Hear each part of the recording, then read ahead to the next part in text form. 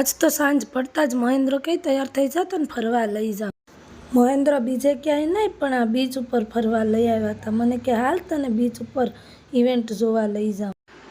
અંદર જાતા જ એટલું પબ્લિક જોવા મળ્યું કે આપણે તો એમ થયું કે આ પબ્લિકમાં ક્યાંક આપણે ખોવાઈ ન જાય. દરિયા કિનારે બધી સરસ મજાના મોજા સાથે સેલ્ફી જોને હતું. તો આ બધું જોઈને આ બધા તો કહે કે અમારે સરસ મજાની સેલ્ફી લેવી. ત્યાં તો જે ડાન્સ સ્ટેજ ઉપર થતો તોય મોટી ટીવીમાં આવતો હતો તો એ જોઈને આ ભાઈથી રહેવાનું નહીં તો એ ડાન્સ કરવા વળગી ગયા.